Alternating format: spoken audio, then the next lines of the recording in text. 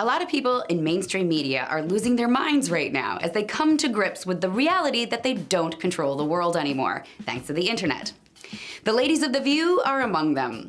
They're going bonkers so much right now that they're just making up conspiracy theories. Just recently, the ladies were talking about the violence of Charlottesville to mark the 1-month anniversary. And so, of course, Antifa came up. Host Paula Ferris began to mention that the Department of Homeland Security has actually formally classified Antifa as a violent domestic terrorist group. And that's when her co-host Whoopi Goldberg shut her down with some crazy talk. First, Whoopi actually asserted that the classification happened under Obama, so somehow that makes it invalid. She says there were no violent protests under Obama, and so the whole thing just doesn't make any sense to her. She actually said, quote, "I don't remember violent demonstrations before the gentleman who's in now came in," which shows exactly what I've been saying about the mainstream in Hollywood for months now is 100% true. Under Obama, they all fell asleep, including Whoopi, apparently, who doesn't remember Baltimore, or Ferguson, or Occupy Wall Street, or Black Lives Matter, or what happened at the Keystone Pipeline, or at the University of Missouri.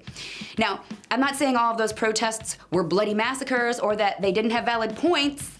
I'm just saying, under Obama, there were a lot of protests and tons of arrests, and the mainstream, including Whoopi, just completely ignored it like it wasn't happening.